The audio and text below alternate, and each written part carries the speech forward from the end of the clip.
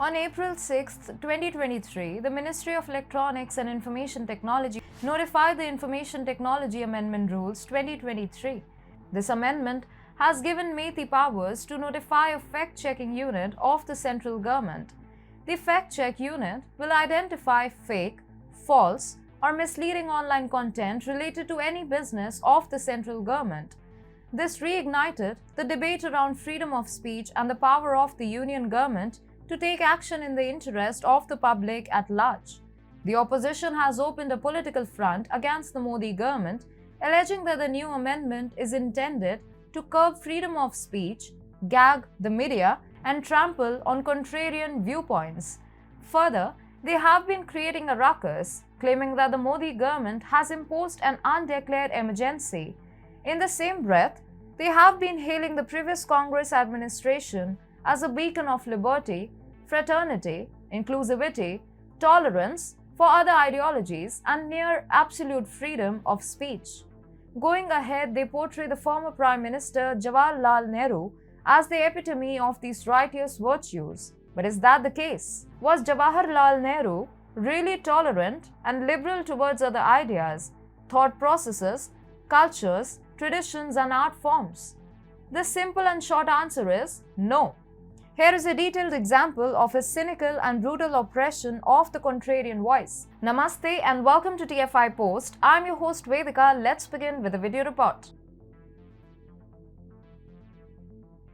In 1952, the so-called liberal Nehru government imposed a sweeping ban on Bollywood songs, making the bizarre claim that it was ruining the young generation.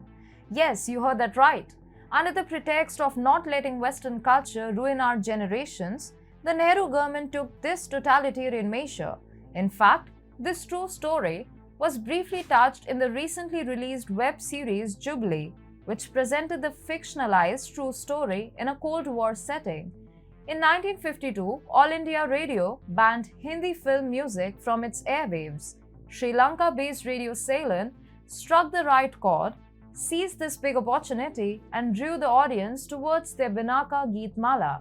The show was hosted by Amin Sayani, who became the savior for Hindi film music lovers. But why did the air ban Hindi film music in the first place? Reports from those times explain that the then Minister of Information and Broadcasting, Mr. B.V. Keskar, believed that Hindi film music was westernized and Indians needed a dose of homegrown classical music. As per the Hindu, he said, "We must make ourselves familiar with our traditional music." Furthermore, the minister believed that the appreciation of classical music had fallen and was on the point of extinction. He added that the popularity of film music was ruining the younger generation as they were being influenced by non-Indian elements. Initially, Mr. Keskar suggested that all songs that would be aired on air should be screened by the organization. That if a song is played, it would not carry the name of the film, as air would not advertise for the movies. Within no time, the movie producers cancelled the music rights given to All India Radio, and shortly there was no Hindi film music to be heard on the radio.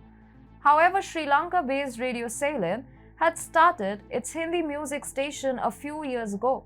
After the authoritarian ban by the Nehru government, Radio Ceylon became active and fully capitalized on the opportunity to attract lovers of Hindi music. During this period, Binaka Geet Mala gained widespread popularity as the host, Amin Sayani, presented the top songs of the day with interesting facts.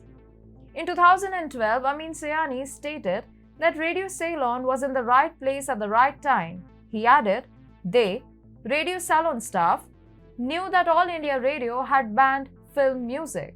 So the decision to start a Hindi service then must have been deliberate.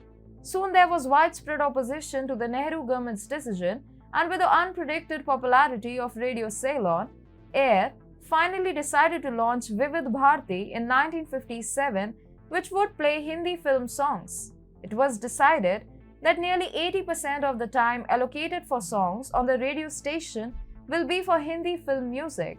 The Jubilee web series recounts this incident, but in a fictional manner.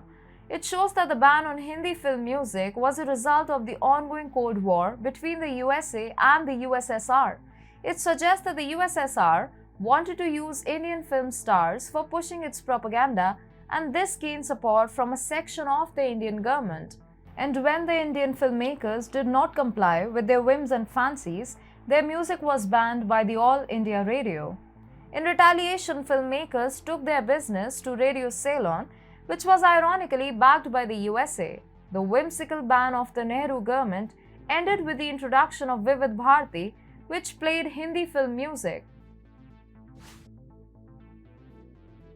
Now, whenever the left ecosystem is confronted with such hard facts, they find reason to refuse in the baseless argument that there is no need to harp back to history, and instead, we should focus on the present and look ahead in the future. But the fact remains that the debate over finding the right balance between the freedom of citizens and the power of government to make laws for the common good of the public is continual and ever evolving, and history can't be written off.